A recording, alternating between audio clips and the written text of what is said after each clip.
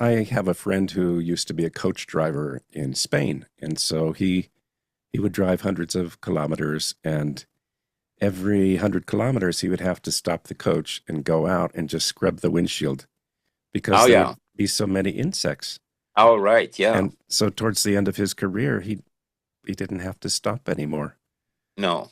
And of course, I there's mean, that development you see everywhere, here in Sweden as well, and in a scary proportion, I would say. And still, Sweden and Europe, we have managed pretty well. We have lost when we talk about the classical pollinators like honeybees, bumblebees, and so on. We have only lost in the order of 75%. But as you know, for United States, it's more than 90%. Canada, the same, and other countries around the world have dramatic losses as well. And one simple thing to do, as you say, is to check your windshield and see how many smashed insects you have after 100 kilometers. And today there are very few of them. And we had a discussion yesterday because the man said, no, no, no, that's because the cars today are aerodynamic. And I said, that's a fair point, but I showed him a few pictures of Swedish train engines that are like boxes on wheels. So they have a front that is completely against the travel direction. And in the 50s and 60s, the front would be black.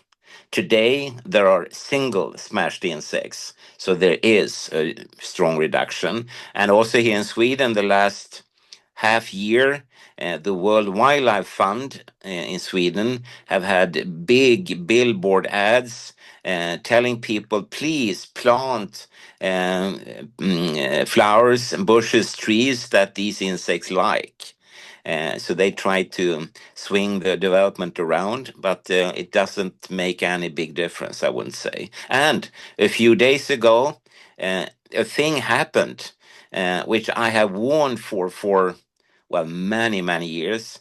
Um, if you lose pollinators, then the farmers cannot grow a lot of different crops, fruits, vegetables, and so on. And since a farmer is a business person, they need to change their focus. And that means that they will grow cereals like wheat, barley, rye, and so on. And that has happened here in Sweden. And when the farmers start growing a lot of these, the volume increases, and then, of course, the prices will go down. And a few days ago, in the biggest Swedish newspaper, front page, the price going down so much now, so farmers are put out of possibility to earn an income. They have tons and tons and tons of cereals, but the price is so low, so they could just as well just burn it. yes, and then we have the opportunity to lose all of Yeah, yeah, that diversity of species, which may yeah, be correlated very well with health in yeah, terms of yeah, exactly. getting a balanced diet. And yeah, and you know about this fantastic photograph from the United States. It's a big food store, and they have taken a photo where you see all these fantastic fruits, vegetables, nuts, and so on, and then they remove all the things that are dependent on pollinators, like honeybees, and the store is basically empty. There is potatoes and some other things left. Um, but that's it.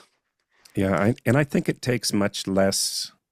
Radio frequency radiation is the thing most often quoted to me as the big problem, but I think it takes much less than people might imagine.